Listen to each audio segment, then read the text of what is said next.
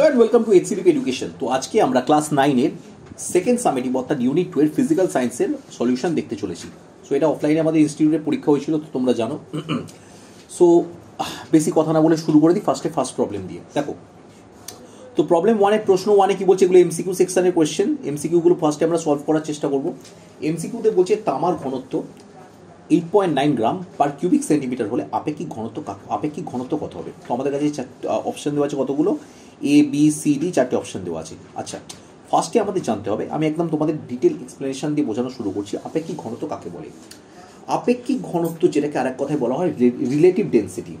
দেখো, জলের ঘনত্বর সাথে যদি কোনো বস্তুর ঘনত্ব, সাপোজ যেটাই থাকুক না কেন, সেটাকে যদি তুমি সেটাকে দিয়ে যদি ডিভাইড করো, কি বললাম, যদি জলের ঘনত্বর সাথে যদি ডিভাইড করো কোনো পদার্থের ঘনত্বকে, ঠিক আছে, জলের ঘনত্ব দিয়ে ডিভাইড করো, তাহলেই আমরা কি পাবো, ডেফিনেটলি আমরা আপেক্ষিক ঘনত্ব পাবো। আর একটা জিনিস মনে রাখবে, আপেক্ষিক ঘনত্ব সবসময় কি হয়, আপেক্ষিক ঘনত্ব সবসময় এককহীন বস্তু হয়। কি হয়? এককবিহীন বস্তু হয়, মানে এর কোনো থাকে না।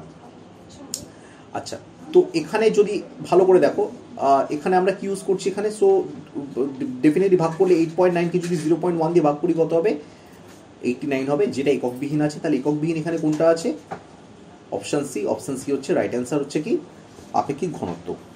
চলে আসতে যাক আমাদের নেক্সট কোশ্চেন। বলছি জলে সাবান দিলে জলের কি বাড়ে? বলছে পৃষ্ঠটান বাড়ে, পৃষ্ঠটান কমে, সারফেস টেনশনের কথা বলছে এখানে, পৃষ্ঠটান একই থাকে এবং ঘনত্ব বাড়ে। জলের মধ্যে সাবান দিলে কি হয়, অবভিয়াসলি পৃষ্ঠটান কমে। দেখো, সাবান বেসিক্যালি একটি surface active agent. Surface active agent কথাটার মানে কি, জলের পৃষ্ঠটানকে কি করে দেয়, হ্রাস করে দেয়।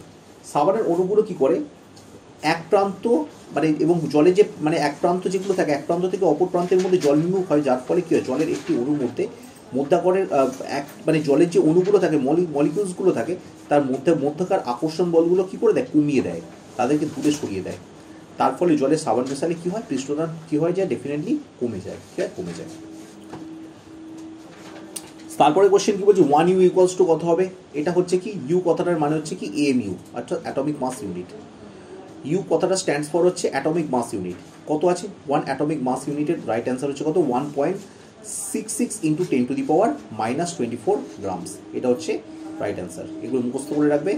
এটি একটি প্রমাণ্যমান যা নিউক্লিয়নের ভরের কাছাকাছি, প্রায় একটা বলতে পারো। ওকে, তারপরে নেক্সট কোয়েশ্চেন আমাদের কি বলছে, 4 নম্বর কোয়েশ্চেন আমাদের কি বলছে, 12 গ্রাম কার্বনকে অক্সিজেনে দহন করলে এসটিপিতে উৎপন্ন কার্বন ডাই অক্সাইডের আয়তন কত হবে?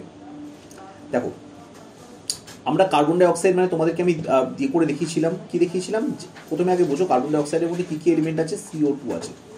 এবার তোমরা যদি কার্বন ডাই অক্সাইডের মধ্যে তোমরা যদি দেখো কার্বনের কত নম্বরে আছে, কার্বনের পারমাণবিক নাম্বার কত, অ্যাটমিক নাম্বার কত, আমি অ্যাটমিক নাম্বারকে আমি প্রোটন নাম্বার অফ P দিয়ে বলছি। প্রোটন কতগুলো আছে, হা হি লি বে বো ক, 6 নম্বরে আছে। কত নম্বরে আছে, 6 নম্বরে আছে।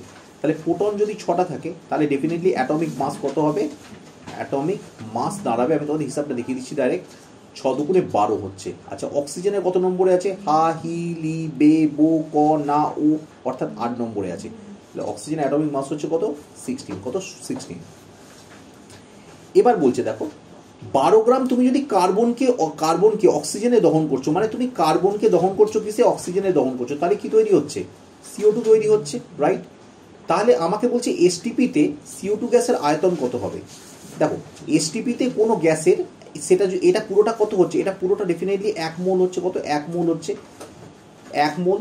স্পেসিফিকলি তুমি একটা জিনিস মাথায় রাখবে, 1 মোল যে কোনো গ্যাসের, সেটা যে কোনো গ্যাস হোক, অক্সিজেন হোক, কার্বন ডাই অক্সাইড হোক, যে কোনো গ্যাস হোক, তার কত হয়, 22.4 লিটার হচ্ছে তার আয়তন। কি হয়, 22.4 লিটার হচ্ছে তার আয়তন। মানে সেটা তুমি যদি অক্সিজেনও দেখো, সেটা যদি কার্বনকেও দেখো, বা সেটা যদি তুমি CO2কে দেখো, যাই করো না কেন, সেক্ষেত্রে পুরোটা ক্ষেত্রেই তোমার কি হবে, পুরোটা ক্ষেত্রে আয়তন হবে কত, ডেফিনেটলি সেটা হচ্ছে তোমার 22.4 লিটার। তো দেখে নেওয়া যাক নেক্সট পরেরটা কি বলছে, 5 নম্বরেরটা কি বলছে। 5 নম্বরেরটা বলছে কি, কোলয়েড বিস্তৃত দশা তরল এবং বিস্তার মাধ্যমে গ্যাসীয় হলে তাকে কি বলা হবে। ডেফিনেটলি এটা কি বলছে, বিভিন্ন রকম বলছে। দেখো, কোলয়েডে বিস্তৃত দশা তরল এবং বিস্তার মাধ্যম গ্যাসীয় হলে তাকে কি বলা হবে, কি কি অপশন দিচ্ছে, মেঘ, ধোঁয়া, জেল আর সাবানের বুদবুদ। দেখো, বিস্তৃত দশা হচ্ছে তরল, সেটা হচ্ছে সাবানের বুদবুদ, রাইট অ্যান্সার। কেন, তরলের ক্ষেত্রে আমরা দশা পাচ্ছি এবং বিস্তার মাধ্যম হচ্ছে গ্যাসীয়। তরলের যে বুদবুদটা থাকছে, বুদবুদ আকারে যে যদি কোনো কিছু জিনিসটা হতে, সেই বুদবুদের মধ্যে অ্যাকচুয়ালি কি আছে, সেটা হচ্ছে গ্যাস। এটাকে বলা হয়, আরেক কথায় বলা হয় কি লিকুইড এরোসোল বলা হয়। যেমন উদাহরণ হচ্ছে কি সাবানের বুদবুদ বা সোপ বাবলস। নেক্সট কোয়েশ্চেন কি বলছে, যে মৌলটি উভয়ধর্মী অক্সাইড তৈরি করে, কি কি বলে দিয়েছে, বি, কে, সিএ আর জিঙ্ক। আচ্ছা, প্রত্যেকটা সম্বন্ধে দেখো। ফার্স্টে আমাদের জানতে হবে উভয়ধর্মী অক্সাইড কাকে বলা হয়। ঠিক আছে, দেখো উভয়ধর্মী অক্সাইড নাম থেকেই বুঝতে পারছো যারা একদিকে অ্যাসিডের সাথেও বিক্রিয়া করবে, অন দি আদার হ্যান্ড যারা একসাথে কি ক্ষারের সাথেও বিক্রিয়া করবে। তাহলে যে সকল জিনিসগুলো বা যে সকল এলিমেন্ট একদিকে অ্যাসিডের সাথে বিক্রিয়া করে, অন্যদিকে ক্ষারের সাথে বিক্রিয়া করে, তাকে কি বলা হয়, উভয়ধর্মী অক্সাইড বলা হয়। ফর এক্সাম্পল, যেমন একটা উভয়ধর্মী অক্সাইডের নাম হচ্ছে জিঙ্ক অক্সাইড। এবার তুমি যদি জিঙ্ক অক্সাইডকে তুমি যদি এই যেমন HCl, HClটা হচ্ছে কি এখানে অ্যাসিড, HCl এর সাথে বিক্রিয়া করো, তাহলে কি হবে, জিঙ্ক ক্লোরাইড উৎপন্ন হচ্ছে, আর এই হাইড্রোজেনের সাথে অক্সিজেন নিয়ে কি হচ্ছে, জল তৈরি হচ্ছে, যদি এটা আনব্যালেন্স ইকুয়েশন আছে। প্লাস জিঙ্ক অক্সাইডের সাথে তুমি যদি সোডিয়াম হাইড্রোক্সাইড নাও, তাহলে কি হচ্ছে, এটাও একটা ক্ষারের সাথে বিক্রিয়া, মানে এটাও একটা ক্ষার, মানে কি তৈরি হচ্ছে একটা, অবভিয়াসলি যে যেহেতু সোডিয়াম হাইড্রোক্সাইড ইটসেলফ এ ক্ষার এবং তার সাথে জিঙ্ক অক্সাইড বিক্রিয়া করছে, সেখান থেকে বোঝা যাচ্ছে কি যে ডেফিনেটলি এখানে জিঙ্ক হচ্ছে একটা এলিমেন্ট, যে এলিমেন্টটা নট ক্যালসিয়াম। ঠিক আছে, সো একমাত্র জিঙ্ক হচ্ছে right answer. Next question, question number 7 কি বলছে, একটি বস্তুর কোনো অমসৃণ তলের উপর দিয়ে এ বিন্দু থেকে বি বিন্দু যেতে যে ঘর্ষণ, মানে যেতে ঘর্ষণের বিরুদ্ধে কৃতকার্য হয় এক্স। মনে করো সারফেস আছে, ঠিক আছে, এটা একটা সারফেস। এবার এই সারফেসটা কি, সারফেসটা স্মুথ নয়, এটা রাফ সারফেস। কি সারফেস, এটা রাফ সারফেস, মানে এবড়ো খেবড়ো সারফেস আছে, যদিও আমার এখানে স্ক্রিনের মধ্যে স্মুথ দেখছো। সো এটা হচ্ছে পয়েন্ট এ, এটা হচ্ছে পয়েন্ট বি। সো এ বিন্দু থেকে বি বিন্দু যেতে ঘর্ষণের বিরুদ্ধে কৃতকার্য করতে হয় কত, এক্স ফোর্স দিয়ে তুমি নিয়ে গেলে। পুনরায় বি বিন্দু থেকে এ বিন্দুতে ফিরিয়ে আসতে, বি থেকে আবার তুমি কোথায় ফিরিয়ে আনছো, এই পয়েন্টে ফিরিয়ে আনছো। ঠিক আছে, তাহলে কত হবে, তাহলে যাওয়ার সময় যদি আমরা এক্স করি, ফেরানোর সময় আমাকে সেই এক্সই করতে হবে। হ্যাঁ, ধরে নিচ্ছি এটা হচ্ছে স্টেশনারি। ঠিক আছে, তাহলে সেক্ষেত্রে কি হবে, এক্স প্লাস এক্স করলে কত হচ্ছে, 2x। রাইট অ্যান্সার হচ্ছে 2x। আচ্ছা, সালফিউরিক অ্যাসিড শনাক্তকরণের জন্য ব্যবহার করা হয়, H2SO4 কে শনাক্তকরণের জন্য কি ব্যবহার করা হয়, বেরিয়াম ক্লোরাইড ব্যবহার করা হয়। কি করা হয়, BaCl2। এটা মনে রাখবে, এটা একটা খুব কমন কোশ্চেন। যদি সালফিউরিক অ্যাসিডের সাথে H2SO4 এর সাথে বেরিয়াম ক্লোরাইড করা হয়, তাহলে বেরিয়াম সালফেট উৎপন্ন হয়, যেটা সাদা একটা নিচের ছোপ তৈরি হয়, প্লাস তৈরি হয় কি, অবভিয়াসলি একটা হাইড্রোক্লোরিক অ্যাসিড তৈরি হবে, ইকুয়েশন ওয়াইজ তৈরি হয়। যদি ইকুয়েশনটা না বুঝতে পারো, একবার আমি দেখিয়ে দিচ্ছি তোমাকে। H2SO4, তার সাথে আমরা কি করছি, BaCl2 করছি, BaCl2 বেরিয়াম ক্লোরাইড, যেটা করলে কি হচ্ছে, বিএটার সাথে কার যুক্ত হয়ে যাচ্ছে, SO4 যুক্ত হচ্ছে, SO4 আর দুটো হাইড্রোজেন আর দুটো ক্লোরিন যোগ করে কি হচ্ছে, 2HCl। ঠিক আছে, যেটা অ্যাসিড রূপে নিচে পড়ে থাকছে। তাই শনাক্তকরণ হিসেবে ব্যারিয়াম ক্লোরাইডকে ব্যবহার করা হয়।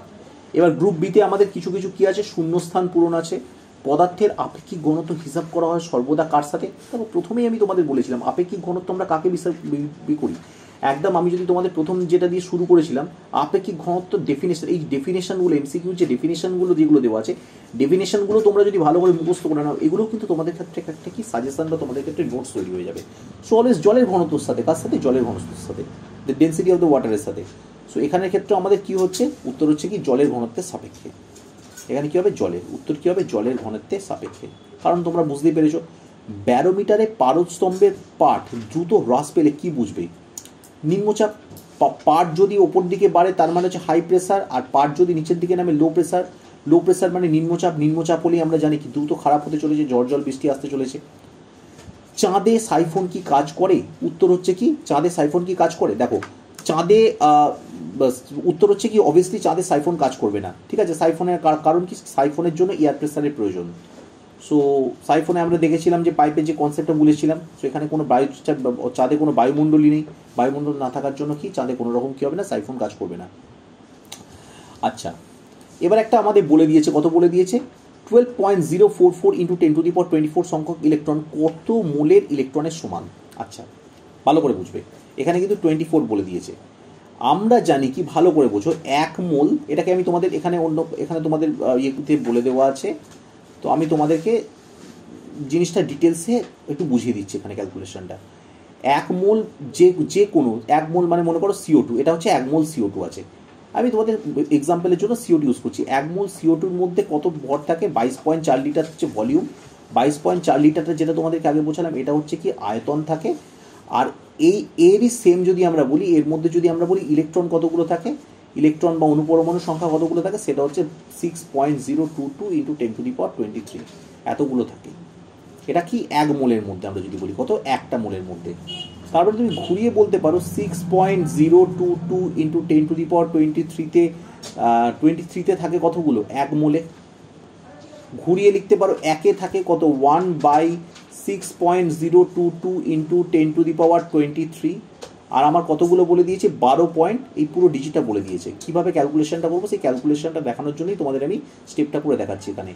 অর্থাৎ 12.044 ইন্টু 10⁻24 বলে দিয়েছে। ভালো করে বুঝো, 10⁻24। আচ্ছা, 10⁻24 কথাটার মানে কি? সাপোজ দেখো, আমরা যদি 2 কিউব বলি, একটা তোমাদের একটা বেসিক এক্সাম্পল দিয়ে অন্য জিনিস বোঝাই। মনে করো 2 কিউব আছে, 2 কিউব মানে আমরা বলতে পারি 2 স্কোয়ার ইন্টু 2, বা যদি বলো 10⁻13 আছে, তার মানে আমরা বলতে পারি কত, 10⁻12 ইন্টু 10। আমরা এরকমভাবে জিনিসটাকে ব্রেক করতে পারি, যেটা তোমরা তোমাদের বীজগণিতের ক্ষেত্রে তোমরা জিনিসগুলোকে তোমরা বীজগণিতের ক্ষেত্রে তোমরা মানে শিখেছো, তোমরা অবভিয়াসলি ক্লাস 9-এর মধ্যে সূচকের ধারণা চ্যাপ্টারের মধ্যে শিখেছো। তাহলে এটাকে আমরা কি লিখবো, ইচ্ছা করেই এটাকে আমরা এরকমভাবে সলভ করবো।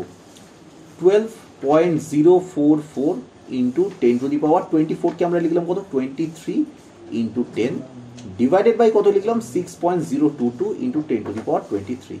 সো 10⁻23 10⁻23 কেটে গেল, আর এটা দিয়ে কাটাকাটি করলে দেখো 2 দিয়ে কাটাকাটি যায়, তাহলে 2 10 কত হয়, 20। উত্তর হচ্ছে কত, 20 মোল। আচ্ছা, তোমরা এই জিনিসটা আশা করি নোট করে নাও। আমাকে স্ক্রিনটা ক্লিয়ার করতে হবে, ক্লিয়ার করে এই সেকেন্ড পার্টটা আমি বোঝাবো। সো ভিডিওটাকে তোমরা পজ করে নিতে পারো, পজ করে তোমরা এটাকে নোট করে নিতে পারো। ওকে, মুছে দিলাম আমি এটাকে। আচ্ছা, এবার অথবার যে কোশ্চেনটা আছে, অথবার কোশ্চেনটাকে আমরা কিভাবে অ্যাটেন্ড করবো দেখো। Let me clear all the screen first, just 1 second দাঁড়িয়ে যাও। আচ্ছা, নেক্সট, আচ্ছা যতক্ষণ এটা ক্লিয়ার করছি ততক্ষণ আমি তোমাদেরকে জাস্ট বলে দিই। সেটা হচ্ছে 1 মিলিমোল হাইড্রোজেন সমান সমান কত গ্রাম হাইড্রোজেন। ফার্স্ট মনে রাখবে মিলিমোলের সাথে কি বললাম, মিলিমোলের সাথে এই কনভার্সন রেটটা মনে রাখবে। সেটা হচ্ছে 1 মিলিমোল কথাটার মানে হচ্ছে 1/1000 মোল। ঠিক আছে, কারণ এবার তোমার প্রশ্ন হতে পারে স্যার এটা 1000 কি করে হলো। দেখো একটা খুব সুন্দর সিম্পল একটা চার্ট ছিল, মনে করে দেখো। সেটা হচ্ছে কি, কিলো, হেক্টা, ডেকা। এখানে ক্ষেত্রে আমরা কি করব, মোল ওয়ার্ডটা ইউজ করব। মোল এখানে আমরা নর্মালি কি ইউজ করি, মিটার, লিটার, গ্রাম ইউজ করি। মিটার আমরা কিসের জন্য ইউজ করি, মিটার আমরা ইউজ করি লেন্থের জন্য। লিটার আমরা ইউজ করি কিসের জন্য, লিকুইডের জন্য। আর গ্রাম আমরা কিসের জন্য ইউজ করি, ভরের জন্য, ভর বা সলিড আইটেমের জন্য। কিলো, হেক্টো, ডেকা, ডেসি, সেন্টি, মিলি। তা যখনই মিলি বলছে, মোল থেকে আমরা মিলিতে কনভার্ট করব। মোল থেকে মিলিতে কনভার্ট করলে মানে এদিকে যাওয়া মানে ডিভাইড করা, কত দিয়ে যাবে, যেখান থেকে যে ঘরটা নিচ্ছি তার জন্য 1, আর কতগুলো শূন্য, 1টা 2টো 3টে, 1টা 2টো 3টে, 1000 দিয়ে ডিভাইড করতে হবে। তাই জন্য 1/1000 মোল হলো। এবার আমরা জানি নর্মাল হাইড্রোজেনের মোলার ভর কত। হাইড্রোজেনের মধ্যে শুধুমাত্র, আমি তোমাদের বারবার করে বলছি, হাইড্রোজেনের মধ্যে কি থাকে, একখানায় কি থাকে, শুধুমাত্র প্রোটন থাকে। হাইড্রোজেন অ্যাটমটাকে তোমরা যদি একটু, আচ্ছা আমি নিচে তোমাদের বোঝানোর জন্য একটু নিচেটা পড়াচ্ছি। হাইড্রোজেনের অ্যাটমটা তুমি যদি চিন্তা করো, হাইড্রোজেনের অ্যাটমের মধ্যে কি থাকে, এটা যদি হাইড্রোজেন অ্যাটম হয়, হাইড্রোজেন অ্যাটমের মধ্যে শুধুমাত্র প্রোটন থাকে কতগুলো, একটা থাকে, কোনো এর মধ্যে নিউট্রন থাকে না। কি থাকে না, নিউট্রন থাকে না। আর একখানা মাত্র ইলেকট্রন থাকে। তাহলে হাইড্রোজেনের ভর হচ্ছে কত, 1। আর H2 হবে কত, H2 হবে কত, 2। দুটো আছে মানে 2। তাহলে আমার কি বলছে, হাইড্রোজেনের মোলার ভর কত হচ্ছে, সেটা হচ্ছে 2 গ্রাম পার মোল। তাহলে 1 মিলিমোল, এটাকে যদি আমরা কনভার্ট করি, 2কে 1000 দিয়ে ভাগ করে কত হবে, 0.002 গ্রাম। তো এই জন্য এটা রাইট অ্যান্সার হচ্ছে এইটা। তো দেখে নেওয়া যাক নেক্সট ডেটটা, পরেরটা কি বলছে। পরেরটা আমাদের বলছে একক সময় কৃতকার্য হলো কি। ডেফিনেটলি এখানে কি হবে, উত্তর হচ্ছে ক্ষমতা। একক সময় কৃতকার্যকে আমরা বলি ক্ষমতা, যেটা আমরা কি দিয়ে বলি, যেটা আমরা পাওয়ারকে ওয়াটে বলি। কি বলি, ওয়াট। অভিকর্ষীয় স্থিতিশক্তির মাত্রীয় সংকেত কি, ml² T⁻²। এটাকে অন্যভাবে তোমরা লিখতে পারো ml²/t²। আমরা জানি হরে থাকলে সেটা উপরে গেলে কি হয়, মাইনাসে চলে আসে বলছে। আচ্ছা আচ্ছা, এখানে একটুখানি টাইপিং মিস্টেক আছে। এটা উষ্ণতা দেওয়া আছে, এটা উষ্ণতা। উষ্ণতা বৃদ্ধিতে দাব্যতা কমে এবং বাড়ে এমন দুটি পদার্থের নাম লেখো। কমে হচ্ছে কি CaSO4, আর বাড়ে হচ্ছে কি সোডিয়াম ক্লোরাইড। দেখে নিতে পারো, KNO3 দেখতে পারো। আচ্ছা, বলয় পরীক্ষায় যে বাদামি বর্ণের বলয় গঠিত হয় তার সংকেত লেখো। উত্তর হচ্ছে কি FeNO2+, যেটাকে বলছে নাইট্রোস ফেরাস আয়ন। ঠিক আছে, একটি যৌগের নাম লেখো যা ক্ষারক কিন্তু ক্ষার নয়। উত্তর হচ্ছে কি NH4OH, অর্থাৎ অ্যামোনিয়াম হাইড্রোক্সাইড। গ্রুপ সি এর কোশ্চেন বলছে দেখো। গ্রুপ সি এর কোশ্চেনের ক্ষেত্রে আমাদের বলছে কি, বলছে প্রশ্নতে বলছে বস্তুর আয়তন 2 কিউবিক মিটার এবং আপেক্ষিক ঘনত্ব বলে দিয়েছে কত, 52। আপেক্ষিক ঘনত্ব আমরা প্রথমেই বললাম কার সাথে করি, সবসময় আপেক্ষিক ঘনত্ব মনে রাখবে আমরা জলের ঘনত্বের সাথে করি। তাহলে বস্তুর ভর কত, তাহলে ফার্স্টে আমরা আপেক্ষিক ঘনত্ব দিয়ে সলিউশন করবো। আপেক্ষিক ঘনত্ব মানে কি, বস্তুর ঘনত্ব বাই জলের ঘনত্ব। আপেক্ষিক ঘনত্ব ইজ ইকুয়াল টু বস্তুর ঘনত্ব বাই জলের ঘনত্ব। আচ্ছা দেখো, মিটারে যদি আমাকে এখানে বস্তুটা কিসে বলে দিয়েছে, মিটারে বলে দিয়েছে। কিসে বলে দিয়েছে, মিটারে। আপেক্ষিক ঘনত্বের কিন্তু একক হয় না। আচ্ছা, এখানে মিটার মানে হচ্ছে কত, 1 কিউবিক মিটার মানে কত, 1000। তাহলে এখানে গুণ করতে হবে 10 দিয়ে, গুণ করলে কত হবে, 10 দিয়ে যদি কিউবিক সেন্টিমিটারে যদি আমরা থাকে 10 কিউবিক সেন্টিমিটার করলে কত হবে, 10 ইন্টু 10 ইন্টু 10 করলে কত হবে, 1000 মিটার হচ্ছে। তাহলে 0.52 কে ভালো করে বোঝো, আপেক্ষিক ঘনত্বের ভ্যালু কত, আপেক্ষিক ঘনত্বের ভ্যালু হচ্ছে 0.52 ইজ ইকুয়াল টু বস্তুর ঘনত্বকে আমরা ধরে নিলাম, এটাকে আমরা এক্স ধরে নিলাম। তাহলে এক্স বাই জলের ঘনত্ব হচ্ছে কত, এখানে যেহেতু এখানে কেন আমরা হাজারে কনভার্ট করলাম, বিকজ এখানে আমার মিটারে আছে, কিসে আছে, কিউবিকে আছে, মিটারে। 1000 দিয়ে গুণ করলাম, তাহলে এক্স এর ভ্যালু কত বেরোচ্ছে, 0.52 ইন্টু 1000, যেটা এখান থেকে বেরোলে কত, 520 বেরোচ্ছে, কি 520 কেজি পার কিউবিক মিটার বেরোলো। কিসে বেরোলো, কেজি পার কিউবিক মিটার বেরোলো। আচ্ছা, আয়তন বলে দিয়েছে, কি বলে দিয়েছে, আয়তন বলে দিয়েছে। তাহলে বস্তুর ভর কত, ব্যাস। ভরের ফর্মুলা কি, ভর ইজ ইকুয়াল টু কি, ঘনত্ব ইন্টু আয়তন। তোমাদের বারবার করে বলছি, তোমরা এই ফর্মুলাগুলো কিন্তু খুব ভালো মতো করে নোট ডাউন করো, ফর্মুলা কিন্তু অত্যন্ত ভালো করে। তাহলে 520 সাথে দ্বিগুণ করলে কত হবে, 1040, অর্থাৎ 1040 কেজি। পরের কোশ্চেন বলছি, কুয়াশা সৃষ্টিকারী কণাগুলি আকাশে ভেসে থাকে বলে মনে হয় কেন। যখন কুয়াশা হয়, কুয়াশার সময় কি হয়, মনে হয় আকাশের মধ্যে সব কণাগুলো কি হয়, ভেসে থাকে। কেন মনে হয়, দেখো, কুয়াশা একটি কলোয়েড যার বিস্তৃত দশা তরল এবং বিস্তার মাধ্যম হচ্ছে গ্যাস। তাহলে কি বলছি, যার যেটা অ্যাকচুয়াল কি বলছে, বিস্তৃত দশা কার মধ্যে দিয়ে থাকে, তরলের মধ্যে দিয়ে, কিন্তু বাস্তবে বিস্তার মাধ্যমটা কি, গ্যাসের মধ্যে দিয়ে যায়। কণাগুলি খুব ছোট হালকা আকারের হয় বলে তারা বাতাসে দীর্ঘ সময় ধরে ভেসে থাকতে পারে, এবং যারা টিন্ডালস এফেক্ট যেটাকে বলে, টিন্ডাল এফেক্টসের কারণে ভিজিবল হয়। কি, টিন্ডাল এফেক্টস। ওকে, পরের কোশ্চেন বলছে টিন্ডাল এফেক্টসটা কি, আমি তোমাদের চ্যানেলের মধ্যে শর্টস ভিডিও আছে, সেখান থেকে তোমরা দেখে নিতে পারো, বা টিন্ডাল এফেক্ট সম্বন্ধে তোমরা অ্যাপের মধ্যে তোমরা ডিটেলস পেয়ে যাবে, তোমাদের যে স্পেসিফিকলি কোর্স আছে কোর্সের মধ্যে পেয়ে যাবে। বলছে এক্স এবং ওয়াই দুটি পদার্থের আণবিক ভর যথাক্রমে M1 এবং M2। আচ্ছা, ভালো কথা, M1 M2 দুটো বস্তু, যেমন মনে করো সাপোজ পদার্থ দুটি এ গ্রাম অনুসংখ্যায় অনুপাত কত হবে, পদার্থ দুটি এ গ্রামে, মনে করো সাপোজ দুটো বস্তুকে এ গ্রাম করে নিলাম, একটা নির্দিষ্ট গ্রাম করে ডিসাইড করলাম, দিস কুড বি 100 গ্রামস, ধরে নাও 100 গ্রাম করে দুটো বস্তু নিলাম।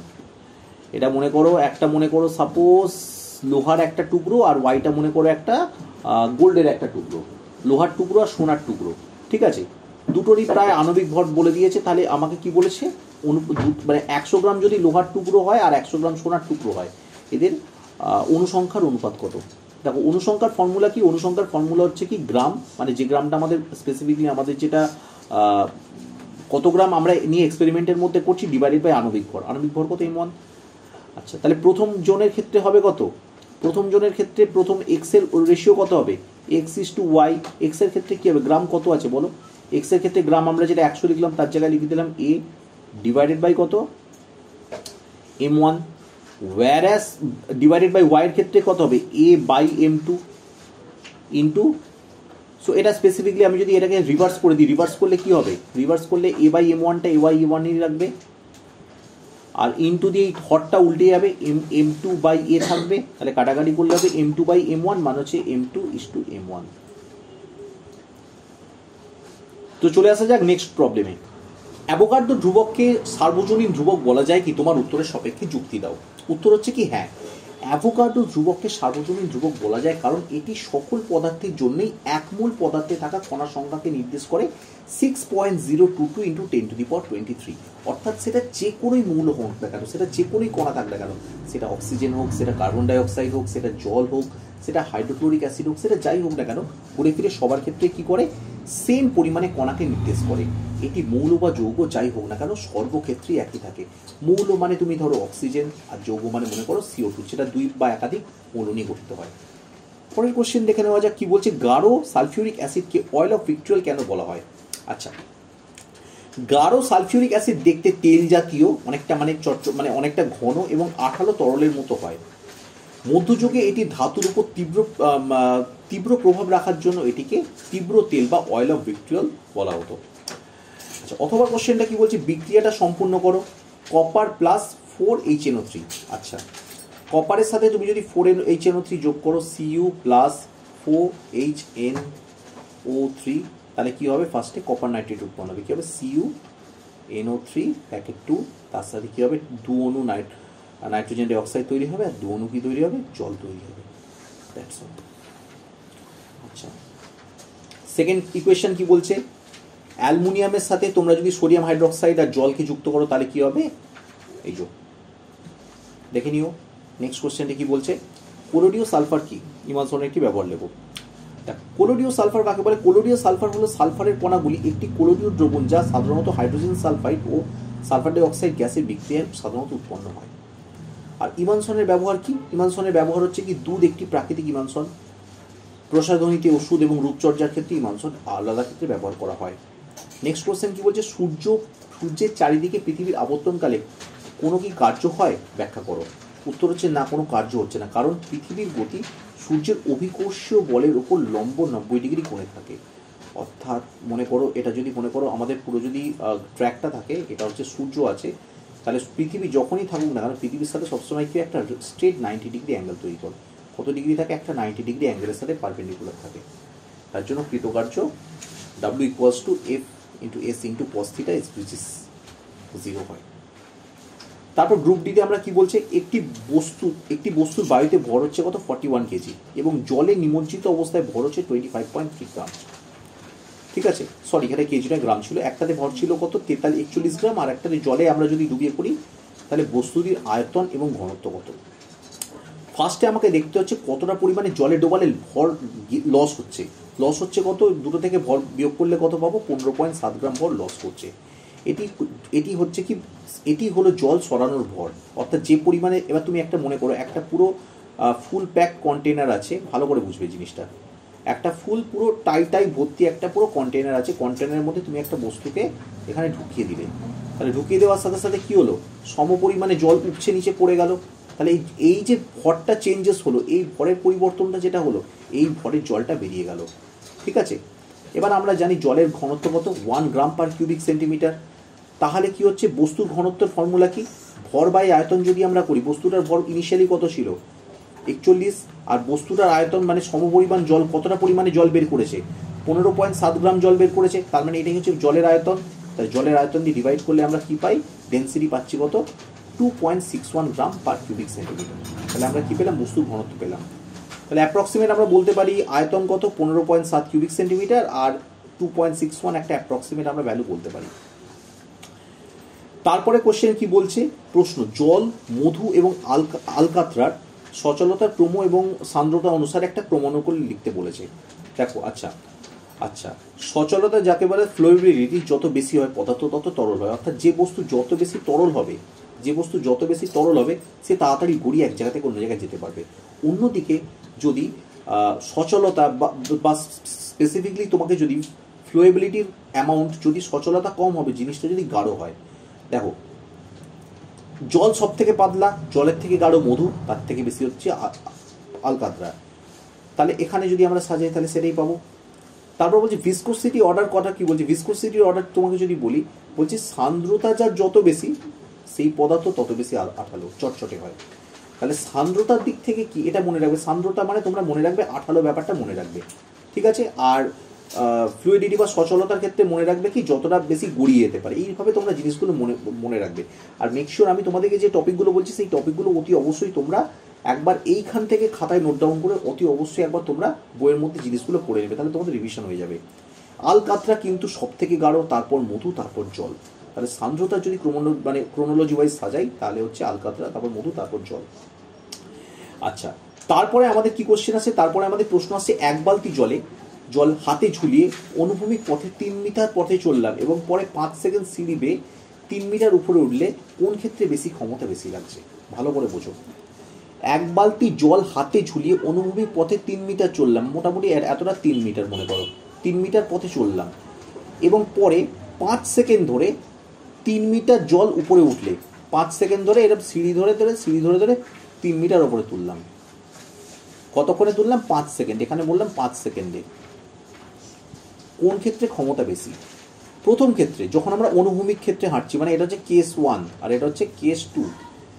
জল উঠছে না বা নামছে না, বল এবং সরণ পরস্পরই লম্ব, পরস্পর একই সেম প্যারালাল লাইনে চলছে, অর্থাৎ কৌণিক হচ্ছে বল আর সরণ পরস্পর এরকমভাবে হচ্ছে। বলটাকে আমি পুশ করছি ওটাকে উপর দিকে চালিয়ে, আর এটা সরণটাও কিন্তু একই দিকে হচ্ছে, কৌণিক হচ্ছে 90 ডিগ্রি। তাহলে কৃতকার্য হচ্ছে 0। তাহলে ক্ষমতা হচ্ছে কত? 0/t, মানে হচ্ছে 3। সেকেন্ড কেসে আমরা যখন সিঁড়ি দিয়ে ওপরে তুলছি, তখন কিন্তু দেখো কৃতকার্য কিন্তু W = P, আমরা জানি আমরা কি ওয়েট = mgh আছে, ম্যাস গ্র্যাভিটি ইন্টু হাইট, ঠিক আছে। সো আবার P = mgh/t। তাহলে এখানে m হচ্ছে বালতি জলের ভর, আর গ্র্যাভিটির মান আমরা জানি কত? 9.8 মিটার/সেকেন্ড। এটা আমাদের মুখস্থ রাখতে হবে। জি এর মান হচ্ছে গ্র্যাভিটি, অর্থাৎ কোনো বস্তু সবসময় একটা প্রবৃত্তি থাকে কি, সেটাকে মাটির নিচের দিকে নামার। হাইট হচ্ছে 3 মিটার, কত সেকেন্ড ধরে চলছে? 3 সেকেন্ড। তাহলে এখান থেকে ডেফিনেটলি বোঝাবে দ্বিতীয় ক্ষেত্রে কাজ বেশি হচ্ছে এবং সময় কম থাকায় ক্ষমতা বেশি হচ্ছে, ক্ষমতা বেশি লাগছে। এখানে যদি সময়টা যদি 5 সেকেন্ডের জায়গায় যদি তোমাকে 10 সেকেন্ড দেওয়া হতো, তাহলে তোমাকে অতটা এফোর্ট নিতে হতো না, কারণ তোমাকে এই 3 মিটার সিঁড়ি উঠতে হবে। সো আশা করি তোমরা বুঝতে পারলে। সিঁড়ি বেয়ে ওঠার ক্ষেত্রে ক্ষমতা বেশি হবে, কারণ ভরের বিরুদ্ধে অভিকর্ষ যোগ হচ্ছে। আচ্ছা, অথবা একটা সেকেন্ড পরে কোশ্চেন বলছে কি, প্রমাণ করো এম ভরের একটি স্থির বস্তুর উপর টি সময় ধরে এফ বল প্রয়োগ করলে বস্তুর শক্তি হবে F² × T²/2m। আচ্ছা, এটা আমাদের প্রমাণ করতে হবে। ধরে রাখো বস্তুটি প্রথমে স্থির ছিল, আমরা জানি কি, তাহলে বস্তুটির প্রারম্ভিক বেগ কত? u = 0। বস্তুটির মধ্যে F ফোর্স দেওয়া হচ্ছে এবং ভর হচ্ছে কত? m। নিউটনের দ্বিতীয় গতিসূত্র অনুযায়ী এই সূত্রটা আমরা ইউজ করতে পারি। আর টি সময় বেগ হচ্ছে কি? v = u + at। তাহলে v এর মান কত? এখানে অন্তিম বেগ কত? v। u মানে হচ্ছে কি? প্রারম্ভিক বেগ, আর যেখানে v কথাটার মানে হচ্ছে কি? অন্তিম বেগ। v কথাটার মানে হচ্ছে কি? অন্তিম বেগ। a কথাটা মানে অ্যাক্সিলারেশন, আর t মানে হচ্ছে সময়। তাহলে অ্যাক্সিলারেশনের ভ্যালু কত? অ্যাক্সিলারেশন F/m, মানে ত্বরণ হচ্ছে স্পেসিফিকলি কত? F/m। তাহলে এটা যদি আমরা ক্যালকুলেশন করি, তাহলে হচ্ছে এটা কাইনেটিক এনার্জির সূত্র কি বলছে? 1/2 = mv²। তাহলে হাফ লিখলাম, এমটা এমই রাখলাম, আর v মানে কত? v² মানে কত? v মানে আমরা পাচ্ছি কত? Ft/m।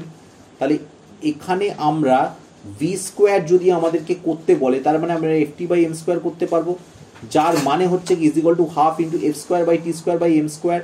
সেই এই এমটার সাথে এই স্কোয়ারটা কেটে গেল, ঠিক আছে। তাহলে এই 2 এর সাথে এমটা গুণ করে 2m হয়ে গেল, আর F² T²। This is how প্রমাণিত। স্টেপ বাই স্টেপ জিনিসটাকে দেখে ভিডিওটা পজ করে যদি বুঝতে অসুবিধা, স্টেপ বাই স্টেপ খাতায় ধাপে ধাপে করো, আশা করি তোমরা বুঝতে পারবে। না হলে তো তোমাদের ডাউট ক্লিয়ারিং সেশন আছে, সেই জন্য এসে তোমরা কথা বলতে পারো। তারপরে কোশ্চেন আমাদের কি বলছে? তারপরে কোশ্চেনে আমাদেরকে বলছে যে পারমাণবিক ভর এককবিহীন রাশি কেন? দেখো, এককবিহীন রাশি মানে এর সাথে তুমি কোনো রকম কোনো ইউনিট একক মানে মেনশন করতে পারবে না। পারমাণবিক ভর করার সময় সাধারণত আমরা C12 আইসোটোপে ব্যবহার করি, অর্থাৎ কার্বনের 1/12 অংশের একটা তুলনা। তাই এটি একটি আপেক্ষিক রাশি, কারণ ক্যান্সেল হয়ে যাচ্ছে। তুমি যখনই C12 আইসোটোপকে ইউজ করছো, অর্থাৎ কার্বনের ভরের 12 অংশের ভরের। আচ্ছা, বাই দ্য ওয়ে, কার্বনের C12 কনসেপ্ট একটু বলে দিই। তোমরা অ্যাটমিক সিরিজে যদি দেখো, হা, হি, লি, বে, বো, ক, কার্বন হচ্ছে কত নম্বরে আছে? কার্বন হচ্ছে 6 নম্বরে আছে। কত নম্বরে আছে? 6 নম্বরে। তাহলে কার্বনের পারমাণবিক সংখ্যা যদি হয় 6, তাহলে অ্যাটমিক মাস কত হবে? ভর হবে কত? কার্বনের অ্যাটমিক মাস হবে 6 + 6, 6টা প্রোটন আর 6টা নিউট্রন, মানে হচ্ছে 12টা। সো 12 ভাগের একটা ভাগকে কি বলা হয়? তুলনা করা হয়, তাই জন্য এটা। আর যেহেতু তার রাশিটার সাথে যখন তুমি অন্য একটা রাশির তুলনা করছো, তখন এমনি রাশিগুলো ক্যান্সেল হয়েছে, তাই জন্য এটা এককবিহীন। অধিকাংশ মৌলের পারমাণবিক ভর ভগ্নাংশে হয় কেন? কারণ প্রতিটি মৌলের বিভিন্ন আইসোটোপ থাকে, যাদের পারমাণবিক ভর বিভিন্ন। প্রতিটি মৌলের গড় পারমাণবিক ভর হয়, তাই প্রত্যেকেরই তুমি এক্সাক্ট মাপতে পারো না, অনেক অ্যাভারেজ বেসিসে মাপো। তাই আইসোটোপগুলি আপেক্ষিকতা প্রচুর জানে, তাই সাধারণত ভগ্নাংশ হয়। আর সাধারণত আমরা কখন ভগ্নাংশে বেরোয় না? যখন আমরা একদম প্রমিনেন্ট কোনো এক্সাক্ট কোনো ফিগার নিয়ে করি। আর অ্যাটমিক স্ট্রাকচারের ক্ষেত্রে তুমি তো এক্সাক্ট ফিগার পাচ্ছ না। তারপরে কোশ্চেন কি বলছে? শিল্পক্ষেত্রে বীজ কেলাস প্রয়োগের আলোচনা করা হোক। বীজ কেলাস হলো অজৈব লবণ, এক ধরনের, সাধারণত জেল তৈরিতে কাজে লাগে, ঠিক আছে। এটা কাঁচ তৈরির ক্ষেত্রে করে, তারপরে বিভিন্ন রকম রঞ্জন তৈরিতে ক্ষেত্রে রঙের মধ্যে বিভিন্ন পিগমেন্ট করতে লাগে। ইভেন প্রিন্টিং প্রেসে কালি শুকনো করতে সাহায্য করে, মুদ্রণ শিল্পে প্রিন্টিং প্রেসে কাজে লাগে। তারপরে কোশ্চেন বলছে কি? তারপরে কোশ্চেন আমাদের বলছে কঠিন এরোসোল ও তরল এরোসোল বলতে কি বুঝো? উদাহরণ দাও। কঠিন এরোসোল মানে কি? গ্যাসে কঠিন অবস্থায় কোলয়েড দ্রবণ যেটা ভাসমান থাকে, যেমন ধোঁয়া, ধূলিকণা। আর তরল এরোসোল মানে হচ্ছে কি, যেমন কুয়াশা, লিকুইড। তারপর হচ্ছে এরোসোল স্প্রে। সাপোজ সেলুনে চুল কাটতে গেলে দেখবে যে জলটাকে তোমার যখন স্প্রে করছে, স্প্রে বোতল দিয়ে করছে, দেখবে একদম কণা কণা জল হিসাবে ভাসছে, সেটা হচ্ছে কি তরল এরোসোল। আচ্ছা, 5 নম্বর প্রশ্নে উদাহরণ দিতে বলছে কি, একটি ক্ষারীয় অ্যাসিড সালফিউরিক অ্যাসিড, একটি দ্বিক্ষারীয় অ্যাসিড সালফিউরিক অ্যাসিড নিয়ে নেবে, এগুলো মুখস্থ করে নেবে। দ্বিক্ষারীয় অ্যাসিড একটা সালফিউরিক অ্যাসিড, একটি ক্ষার যার অম্লগ্রহিতা 1 সেটা হচ্ছে সোডিয়াম হাইড্রোক্সাইড, এগুলো মুখস্থ করে নেবে। বেসিক্যালি মুখস্থ করে নিলে তোমাদের পরে জিনিসগুলো সুবিধা হবে। আচ্ছা, একটি ক্ষার যার অম্লগ্রহিতা 3 সেটা হচ্ছে H3, কারণ হচ্ছে অ্যালুমিনিয়াম হাইড্রোক্সাইড। একটি একক্ষারীয় অ্যাসিড অথচ যেটা অ্যাসিড লবণ বা বায়ু লবণ তৈরি করতে পারে, সেটা হচ্ছে হাইড্রোক্লোরিক অ্যাসিড। হাইড্রোক্লোরিক অ্যাসিডকে যদি আমি স্পেসিফিকলি NaHCO3 সাথে কানেক্ট মানে বিক্রিয়া করি, তাহলে কি হবে, সোডিয়াম ক্লোরাইড উৎপন্ন হবে, প্লাস H2 উৎপন্ন হবে, প্লাস CO2 উৎপন্ন হবে। সো একদিকে আমার বায়ু লবণ তৈরি করছে, এটা হচ্ছে বায়ু লবণ। আবার নেচার এটা অ্যাসিডিক, এটা NaCl স্পেসিফিকলি জানি আমরা খাবার নুন বা টেবিল সল্ট। তারপর বলছে গাঢ় সালফিউরিক অ্যাসিড জলাকর্ষী ধর্মের একটা উদাহরণ দাও। দেখো, জলাকর্ষী মানে কি, এটা জলকে অত্যন্ত চুষে নেয়। কি করে চুষে নেয়? আমরা যদি গ্লুকোজ দেখি, এবার একটু গ্লুকোজের এলিমেন্টটাকে একটু আইটেমটাকে বোঝার চেষ্টা করো। গ্লুকোজের শর্করা কি, C6H12O6। তো আমি যদি স্পেসিফিকলি C6টাকে বাদ দিয়ে দিই, তাহলে আমার কাছে 12টা হাইড্রোজেন আর অক্সিজেন আছে, কতগুলো, 12টা 6টা, মানে হাইড্রোজেন আর অক্সিজেনের রেশিও কত হচ্ছে, 2:1, মানে দুটো হাইড্রোজেন থাকলে একটা অক্সিজেন বেরোচ্ছে, আর সেখান থেকে কি তৈরি হয়, H2O তৈরি হয়ে যায়। তো স্পেসিফিকলি কি করি, আমরা যদি গ্লুকোজকে যদি গ্লুকোজের মধ্যে যদি কনসেন্ট্রেটেড সালফিউরিক অ্যাসিড দিই, স্পেসিফিকলি এটা তোমরা এক্সপেরিমেন্টটা করে দেখতে পারো। চিনির মধ্যে তোমরা যদি চিনি নাও, চিনি মানে গ্লুকোজ, এক্স্যাক্টলি, চিনির মধ্যে যদি সালফিউরিক অ্যাসিড মেশাতে হবে, সঙ্গে সঙ্গে কালো তৈরি হয়ে যাবে। কালো তৈরি হবে, জলটা কি করবে, হিটের থ্রু দিয়ে জলটাকে মানে শোষণ করে নেবে, এই জলটা H2Oটাকে বের করে নেবে, এই হাইড্রোজেন আর অক্সিজেনটাকে বের করে নেবে, H2Oটাকে বের করে নেবে, পড়ে থাকবে 6 নং ইয়ে। তাহলে এখান থেকে দেখায় সালফিউরিক অ্যাসিড একটি প্রবল জলকর্ষী পদার্থ, যা জৈব পদার্থ থেকেও জল বের করে নিতে আনে। এবার তুমি যদি দেখো, সালফিউরিক অ্যাসিড সাধারণত হাতের মধ্যে পড়লে বা কোনো যদি অনেক সময় অনেক এক্সপেরিমেন্টে দেখবে, ডিফারেন্ট সোশ্যাল মিডিয়াতে দেখতে পারো যে অনেকের সময় মাংসর পিসকে, একটা চিকেনের লেগ পিসকে বলতে পারো, বা মিটকে বলতে পারো, বা হিউম্যান ফ্লেশকে, কোনো ফ্লেশের ওপর যদি অ্যাসিড দেওয়া হয়, সঙ্গে সঙ্গে কালো হয়ে যায়। কেন কালো হয়ে যায়? বিকজ আমাদের হিউম্যান বডির মধ্যে 60 to 70% কি হচ্ছে, জল দিয়ে তৈরি আছে। সেই জলটাকে কি করে, সঙ্গে সঙ্গে এটা চুষে নেয়, কি করে, চুষে নিতে পারে।